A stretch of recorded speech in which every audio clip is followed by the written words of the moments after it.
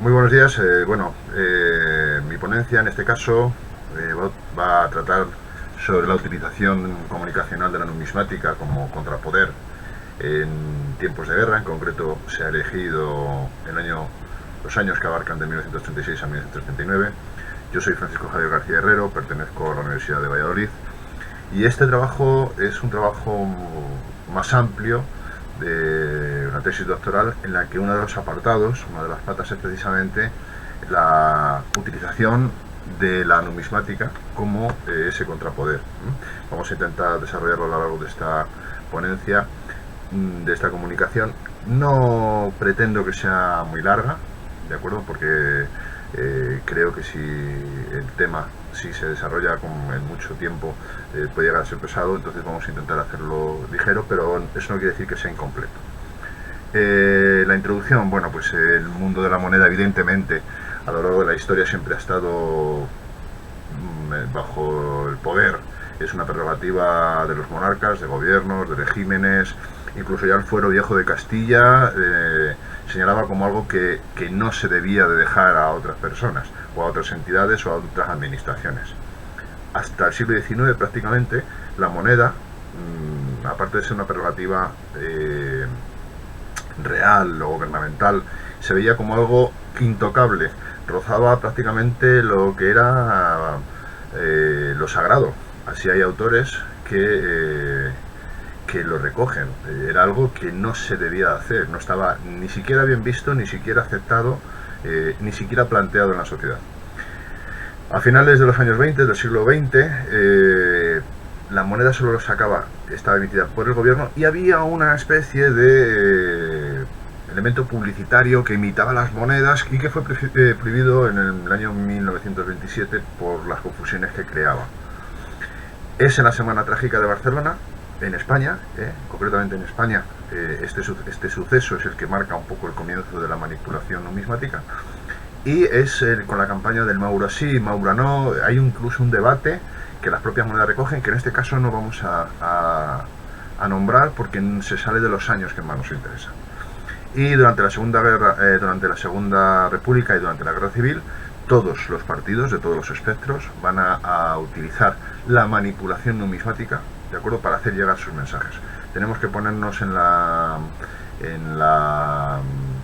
época, nos tenemos que poner en los medios que había en esa época, nos tenemos que poner en la capacidad de transmitir de esos medios, del alcance. Digamos que gran parte de la población era analfabeta, por tanto los periódicos tenían un alcance hasta determinado punto. La radio estaba dando sus primeros pasos y tener un receptor también era caro. La televisión evidentemente no existía y el cine había que tener una infraestructura para hacerlo. Un elemento de contrapoder como eran las monedas de uso obligatorio estaba al alcance de todo el mundo. Lo veremos más adelante. Esto sirva como introducción. Y sobre todo una cosa muy importante: el bando nacional no acepta a los republicanos no aceptan el bando nacional, y ambos se hacen herederos de lo anterior, con lo cual las monedas que estaban en circulación en la época de Alfonso XII y Alfonso XIII valen los dos bandos, y cuando un bando contramarca con un mensaje, sabe que puede estar llegando a sus seguidores, incluso a sus contrarios. Y esto es un caso muy curioso. Se partió de una hipótesis general, y no solo de este elemento que son las contramarcas, pero que las monedas y medallas del periodo comprendido entre 1886 y 1939, como vemos es un estudio mucho más amplio, son fiel reflejo de los cambios sociales, económicos, políticos y culturales que entonces vivieron y tuvieron lugar en España, evidenciando en ello el papel prioritariamente comunicacional que en determinados contextos, por encima de su dimensión económica, la numismática tiene. Y ese contexto histórico, como es una guerra civil, la numismática alcanza un gran papel. Los objetivos que se plantearon era conceptualizar el hecho numismático, priorizando un punto de vista comunicacional, lo que pondrá el análisis de los procesos a los que da lugar la numismática con los distintos tipos de piezas que aquí nos interesan: monedas, medallas y contramarcas. Esos son los tres elementos que nos vamos a encontrar. Estas piezas y los procesos que las originan como hechos comunicacionales. No cualquiera, y lo vamos a ver también adelante, no cualquiera puede sacar una moneda.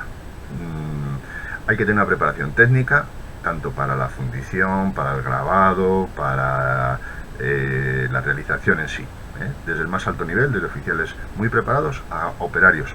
El monedero, que era la persona que hacía las monedas, siempre tenía unos conocimientos que le libraban de muchos actos peligrosos porque era muy difícil de formar.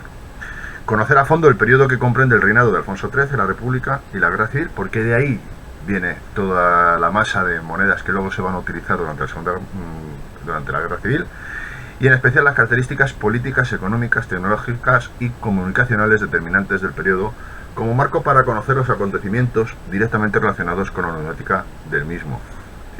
El mensaje va a ir sobre los elementos que se producen durante Alfonso XIII, la Segunda República y la Guerra Civil, pero va a influir tanto lo político, lo económico y lo tecnológico, y por supuesto lo comunicacional. Lo tecnológico, porque la moneda se va a producir de una forma y las contramarcas se van a producir de otra.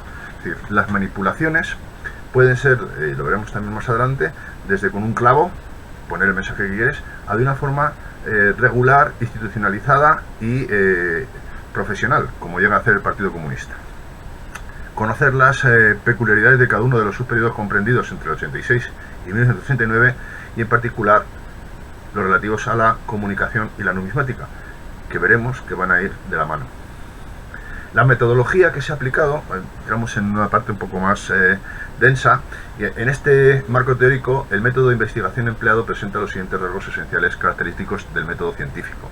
Es problemático hipotético, puesto que se basa en el planteamiento de un problema relativo a la realidad estudiada. Hasta ahora no se había investigado en profundidad la múltiple dimensión comunicacional de las monedas y medallas.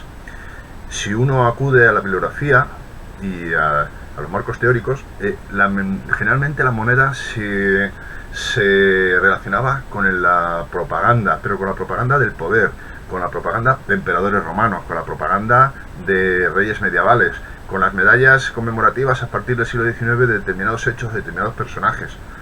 En este trabajo se ha podido demostrar que la moneda, y la medalla, pero sobre todo la moneda, es hija y fiel reflejo del tiempo en el que se emite. Y no solo eso, sino que lo utiliza el poder para legitimar su poder y sus símbolos en un medio que es de obligado uso, desde la gente más joven a la gente más mayor, todos los días, en todas las transacciones y varias veces, a esa contestación que vamos a analizar en este trabajo, que es las contramarcas, cómo el pueblo le devuelve al poder ese mensaje y cómo lo adapta, con unas características muy especiales. Es empírico, ya que toma su principal objeto de la realidad misma, que en este caso constituyen las piezas numismáticas, entendidas como documentos privilegiados, y es inductivo a la vez, y deductivo a la vez, ya que no solo procede de la clasificación de los datos obtenidos en la fase teórica y en la empírica, sino que busca relacionar dichos datos relacionando inferencias y estableciendo sinergias. Un diseño metodológico. El diseño metodológico comprende en nuestro caso 3 niveles. El primer nivel, un teórico conceptual, en el que se revisan los conceptos y términos básicos del mundo de la numismática y sus múltiples funciones, con especial incidencia en la dimensión comunicacional. Desde que nace la moneda ya comunica qué valor, comunica qué país, comunica qué operario, hasta el año 30 y tantos, qué operario era el que daba fe, que llevaba la plata o el oro o el metal que tenía que llevar. Un segundo nivel documental histórico, en el que además de una exhaustiva búsqueda y localización y recopilación de las piezas numismáticas del periodo comprendido entre 1886 y 1939, se han revisado las fuentes primarias y secundarias pertinentes para reconstruir los acontecimientos históricos relevantes. ¿Qué deberíamos de buscar? Aparte de qué aparece. Y el tercer nivel analítico conclusivo, en el que se ha llevado a cabo un análisis de contenido sobre una amplia muestra de monedas y medallas representativa de cada uno de los subperiodos elegidos. Esta técnica nos permite la planificación y el diseño del análisis mediante la aplicación de una serie de fases, así como la descripción e interpretación objetiva del contenido de las piezas numismáticas seleccionadas. Es una técnica suficientemente probada para el análisis sistemático de productos comunicativos de diversa naturaleza. Como digo, la numismática tiene una dimensión comunicacional desde el mismo momento que nace. Tiene una comunicación administrativa y tiene una comunicación social. Digo administrativa porque por esa moneda, como decíamos, sabemos qué valor tiene, 5 euros, 10, 20, 50, qué país la emite, España, Francia, qué material es y que el tamaño, la forma, a una persona invidente, eso también es información. Y a partir de ahí, en la época que nosotros vamos a estudiar, y lo vamos a ver ahora, aparecen una serie de elementos que acompañan esa información administrativa. En el caso de la otra ponencia, en la que hablo de la utilización de la moneda como elemento de poder, aparecen las coronas, aparecen las efigies de los reyes, aparecen los elementos republicanos, es decir, va más allá. Legitima, porque solo aquel que es legítimo en el poder puede sacar moneda. Y cuando hay una revolución, lo primero que hacen los revolucionarios es sacar moneda, como acto de legitimación y de poder. Ellos son capaces de poner moneda en circulación y dar la validez. Eso es muy importante. Los reyes católicos, cuando toman Granada, lo primero que hacen es poner una ceca, con la marca de ceca de Granada, una fábrica de moneda. La consideración de la numismática como medio y como proceso de comunicación. Si cogemos las definiciones de medio de comunicación históricos que se tienen, y por ejemplo podemos utilizarlo para un periódico, es decir, un elemento que lo hacen personas especializadas, que se hacen múltiples copias, todas iguales, coincide punto por punto con lo que podríamos decir de una moneda, de la fabricación de moneda. Son personas especializadas, se hacen todas iguales, no hay variantes, salvo errores involuntarios, y llegan a un público de forma masiva, a un público al que hay que impactar. Por tanto, lleva imágenes, lleva texto, o lleva imagen y texto, las dos cosas, porque, como digo, en muchos casos no van a saber leer las personas que lo van a recibir. Y la consideración del proceso de comunicación presente en la manipulación de monedas, que es lo que nos interesa. En este caso, el pueblo que recibe esa moneda se va a hacer contestatario, va a mandar su propio mensaje. En este caso también vamos a quedarnos solo con lo político, pero lo hay de muchas características. Lo hay publicitario, lo hay satírico, lo hay humorístico. Evidentemente, lo publicitario es lo político es lo más importante por el momento en el que se está dando, porque no hay otra forma de comunicación. Es más, podemos decir que es la comunicación de los pobres, el que no tiene acceso a otro tipo de medio, que se comunica, lanza su mensaje a los suyos o a los enemigos de los suyos a través de las monedas. Vamos a hablar del concepto de contramarca. ¿Qué es una contramarca? Pues la aparición del término contramarca es relativamente reciente si lo comparamos con un resello, muy extendido a lo largo de la historia numismática. Muy rápidamente, porque ya digo que no me quiero entretener, y como decía al principio, es un campo en el que podíamos estar horas. El resello es el que pone un estado a una moneda para dar la validez en su territorio. ¿De acuerdo? Suele ser entre estados y suele ser de forma oficial, para dar validez de moneda portuguesa en España, de bajarle el valor de 5 a 6 o de 6 a 5 o cosas así. ¿De acuerdo? En cambio, la contramarca es más compleja. La contramarca la hacen elementos públicos o elementos privados, y tiene una complejidad a la hora de realizar el mensaje. A efectos de esta investigación, para la diferenciación de ambos conceptos, se han tenido en cuenta tres criterios especiales. La autoridad de la manipulación, siendo esencial para determinar si se trata de un acto de poder o no. Cuando digo no, estoy hablando de un acto revolucionario, un acto de contrapoder. La utilización de herramientas complejas para su consecución, si bien de forma inicial o bien porque el mensaje de la contramarca necesita la utilización de varias herramientas para su correcta comprensión. El resello suele ser un punzón. Con un solo golpe vale para que el Estado dé validez a esa moneda. La contramarca suele ser más compleja, suelen ser mensajes completos, suelen ser mensajes de 2 o 3 símbolos, o simplemente alguien que se ha dedicado a escribir, como digo, con un elemento punzante durante un tiempo en la moneda. Hay veces que esos mensajes se pueden repetir por la forma que se han hecho de forma gradual, y hay veces que son piezas únicas, porque el que lo grabó con un clavo no creo que tuviera ganas de hacer muchas más allá de 10, 20 o 30 en el rato que estuviera aburrido. La complejidad del mensaje que será determinante para la distinción entre resello y contramarca, y el mensaje comprendido dentro de las contramarcas, ya sea explícito o implícito, tendrá más recorrido comunicacional que el del propio resello. Evidentemente, como digo, es más complejo, tanto de hacerlo como el mensaje que traslada. Intención de la contramarca, política, aquellas que tengan un mensaje de organizaciones sindicales y partidos políticos o simplemente consignas o eslóganes. Publicitaria, como he dicho que ya existía, la que busca vender o promocionar un bien o servicio. Y varios, pues todas las que tienen cabida, desde temas personales a satíricos o tal. El tipo de mensaje también lo he adelantado, las hay verbales, las hay icónicas y icónicas verbales o verbales e icónicas, las que conjugan las dos anteriores.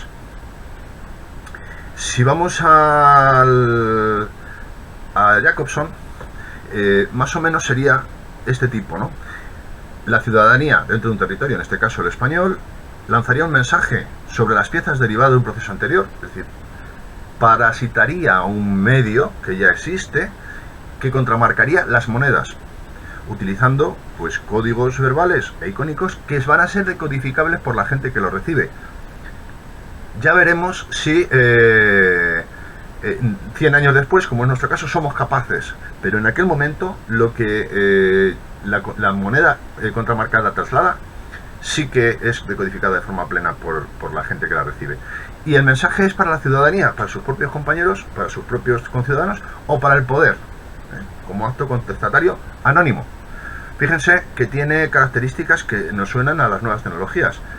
Es anónimo, la contramarca no se sabe, salvo que vaya firmada por un partido, no sabemos quién la ha hecho. Y segundo, es un mensaje corto. En una moneda entra un mensaje muy determinado. No podemos explayarnos. Entonces se reduce a siglas, a consignas, a poco más. Es el SMS de nuestros antepasados. Aquí tenemos unos cuantos ejemplos, contramarcas republicanas, hecha a mano, viva hazaña, hecha con punzones de cada una letra, Casas Viejas, los sucesos de Casas Viejas. Y el de amnistía, eso ya se ve que es un punzón completo, porque hay muchas, de Juventudes Socialistas y la estrella de 5 puntas. Contramarcas comunistas, vota al Partido Comunista con la hoz y el martillo, la estrella con la hoz y el martillo, calada, y una que me parece magnífica, que es la hoz y el martillo dentro de la cabeza del rey. No es casual. Todas las que hemos podido encontrar de este tipo, el punzón de la hoz y el martillo están dentro de la cabeza del rey. Es decir, le han metido el comunismo al monarca a martillazos en la cabeza. Que recuerda un poco a Trotsky, ¿no? Contramarcas anarquistas, libertad y CNT, justicia para las víctimas de la represión, abajo la pena de muerte. Los anarquistas, que en ese momento no tenían un símbolo propio, son más literarios, ponen un mensaje más largo. Eso es muy curioso, porque así como los comunistas simplemente van al símbolo, los anarquistas van al texto. Y luego hay contramarcas nacionalistas, en este caso le he traído 3 solas en las que se ve donde han cambiado el león que sujetaba el escudo de Castilla, León, Cataluña y Navarra, el escudo de España, lo han variado y es el escudo de la Generalitat. Después han puesto Visca Cataluña Libre, Visca Cataluña Lliure, Viva Cataluña Libre en catalán, y Morir a Susma del Gil Robles, que es bueno, pues los deseos de muerte para la gente de derechas de la época de la República. Por último, a la derecha del todo traigo la imagen de un miliciano grabado sobre la imagen del monarca. Además se puede ver que no duda ni un solo momento el grabador, con los rasgos no hay una corrección, está perfecto, donde se ve la CNT-FAI y cómo es la imagen clásica de un miliciano. Esa capacidad de dibujo y de grabado en este país, en esa época, la tenía muy poca gente. Es decir, podríamos reducir en toda España la capacidad para hacerlo a 15 o 20 personas, no mucho más. Los sublevados, pone arriba España con carácter general, arriba España, como hemos dicho antes, con punzones que cada uno es una letra. La esvástica al revés, que seguramente está hecha con un clavo, con una navaja. Ahí se ve un poco la inocencia de quien lo estaba haciendo. Marcas de falange, pues sobre una moneda de cuproníquel de 1925, de 25 céntimos, que pone Fe, falange española, y en el otro lado el yugo y las flechas. Y contramarcas carlistas, que suelen ser muy endogámicas, digamos, y son varios vivas a Carlos VIII en este caso, Carlos VII, Dios, Patria y Rey en la otra. Incluso he estado a punto de poner una en la que solo había D, F, P P y T, me parece que era Dios, Patria, Fueros y Rey. Dios, Patria, DPFR, Dios, Patria, Fueros y Rey. Y por último, igual que he traído el caso del miliciano, traigo la imagen, en este caso de Adolf Hitler, que igual suponemos, porque esta es una contramarca en la que no sabemos si se está a favor o se está en contra, si es una caricatura o es un elemento de admiración. El caso es que no hay ni una sola duda en cuanto al dibujo, en cuanto al remate. Y volvemos a lo mismo, tendría que ser del otro bando y con la misma preparación que hizo lo anterior. Contramarcas políticas en la guerra civil con carácter textual. Aquí tenemos, después del análisis de cerca de las 500 piezas seleccionadas, porque no lo he dicho, pero han sido cerca de 500 piezas de las mejores colecciones privadas y públicas de este país, entre ellas la del Museo de la Real Casa de la Moneda de Madrid y varios particulares, casas de subastas, todas autentificadas. Aquí se pueden ver cómo todos tienen cabida. La CNT, la FAI, comunistas, republicanos, catalanes, vascos, carlistas, socialistas, UGT y Falange, en distintas medidas. Los los anarquistas tienen mucho, los catalanes también tienen mucho, los comunistas tienen muchísimo. Si se dan cuenta, ya han ido viendo cómo este tipo de comunicación la utiliza más la izquierda. Y las circunstancias, la explicación es muy sencilla. Primero, la izquierda no ve ese carácter sagrado que sí que ve la derecha en las monedas. Segundo, tienen conocimientos técnicos para esas manipulaciones que por lo general la derecha no tiene. Y tiene acceso a la maquinaria para hacerlo. Tiene conocimiento, acceso a la maquinaria y, digamos, poco respeto. Eso permite que este tipo de comunicación, sin ser exclusiva del ámbito de las izquierdas, sea más numerosa. Contramarcas políticas de la guerra civil de carácter iconográfico. Comunistas, evidentemente, catalanes, socialistas y de Falange. Si se dan cuenta también, son aquellas que tienen algo que comunicar de forma iconográfica. Si en aquel momento, por mucho que se comunique los anarquistas, no tienen nada iconográfico que mandar, no puede aparecer. Por tanto, son sobre todo los comunistas que tienen unas características muy claras. Tienen unas características muy claras. Una hoz, un martillo, una estrella de 5 puntas, sin poner nada más, ya está diciendo que son comunistas. Y luego los iconos presentes en las contramarcas durante la guerra civil. La estrella, la hoz y el martillo, el yugo y las flechas, la esvástica, elementos catalanes varios, como digo, la de la Generalitat o cosas así, ¿no? Y cadenas. Aquí no hay distinción porque puede ser cadenas rotas, cadenas unidas. Bueno, he puesto cadenas, ¿vale? Pero porque me ha llamado la atención que sea un porcentaje tan alto como un 5,26% de las contramarcas en las que aparece cadenas. Y contramarcas políticas de carácter iconográfico textual. Y nos reducimos a 3, en las que aparecen un poco todo: anarquistas, comunistas y socialistas. Cuando aparecen las anarquistas suelen ser con las cadenas, como ya hemos visto, me parece que hemos puesto una en la que se ven cadenas rotas. No es una iconografía propia, sino asociada. Bueno, y podemos decir que el pueblo valoró las posibilidades comunicacionales que ofrecía la apropiación de las monedas como soportes materiales capaces de llevar nuevos mensajes vinculados a sus necesidades críticas de expresar y extender sus opiniones. Así lo entendieron también los partidarios o líderes de determinados movimientos ideológicos que inauguraron un nuevo uso comunicacional, ya fuera puntual y sistemático, de piezas numismáticas circulantes grabando sus voces sobre el mensaje original. Es muy curioso, pero no hemos encontrado en el mundo de la numismática esos grandes hitos que nos han llegado por otros medios. Quiero decir, el no pasarán de Madrid no está en las monedas. Madrid tumba del fascismo tampoco. La pasionaria como figura aparecen otros, aparecen los anarquistas, García Oliver, e incluso los militares, Rada y tal, pero la pasionaria no aparece. Y esto es un mensaje del pueblo. O sea, no es un mensaje que caiga desde arriba, sino es el propio pueblo el que lo lanza. Es curioso y habría que profundizar más en ese campo. En este proceso, que se origina desde un punto de vista comunicacional, puede entenderse como respuesta al mensaje de la moneda. Puede que sea como un mensaje a la moneda o puede que no. en cuyo caso se establecería en sentido inverso la posibilidad de entender el primer proceso de acuñación oficial, como aquel que con el que convive, al que modifica a la vez que parasita sus soportes, pero en ningún caso elimina, y esto es muy importante. Y aquí nos hemos encontrado con un proceso de comunicación enormemente versátil. Fíjense, no puede eliminar el mensaje.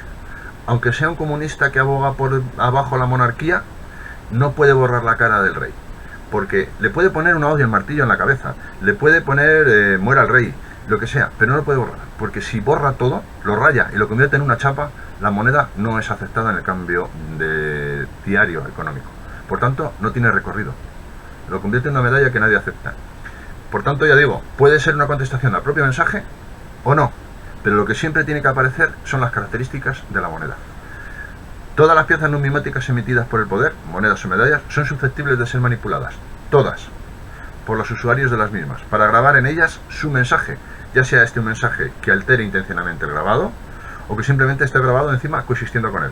Es lo de vestir al rey de miliciano, también lo tenemos vestido de papa, de militar, de payaso. Podemos modificar ese grabado original, o simplemente convivir y poner obrero no mates FAI o CNT FAI, conviviendo, pero como siempre digo, conviviendo ambos mensajes y ambas, sobre todo, principalmente la moneda. Las manipulaciones de monedas mediante mensajes contramarcados pueden ser realizadas por gran variedad de emisores y con gran diversidad de medios. Así se ha podido apreciar que prácticamente toda la población tenía acceso a este soporte físico y con él a lanzar su propio mensaje, manipulando la superficie de las monedas, pudiendo ser utilizado por todos los sectores sociales. Todo el mundo tenía acceso a la moneda y todo el mundo tenía acceso a un clavo.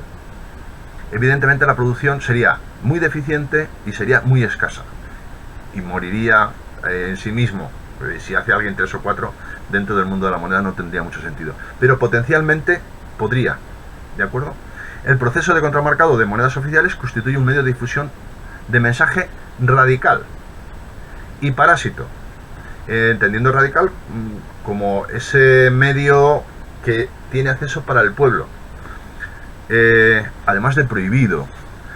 Radical en el sentido de que es subversivo, ya que la alteración de la moneda oficial es un acto perseguido, y parásito porque para coexistir necesita apropiarse de las piezas que le sirven como soporte físico y de canal de circulación abierto por ellas.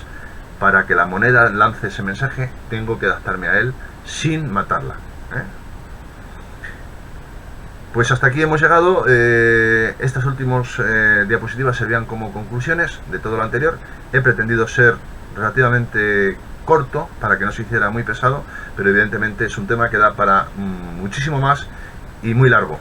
Y una cosa muy importante, este tema no se circunscribe solo a tiempos de guerra o a los años 1931, 1939 o 1936, 1939. En la actualidad, a pesar de los avances tecnológicos y de redes sociales y de todo tipo de comunicación, se siguen dando, sobre todo en billetes y sobre todo en zonas de conflicto, no tanto bélico.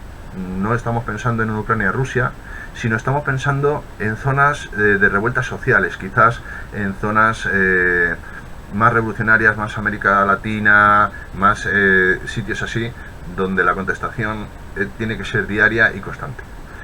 Sin duda este es un trabajo en el que seguiremos investigando en el futuro. Muchas gracias por haber elegido esta ponencia.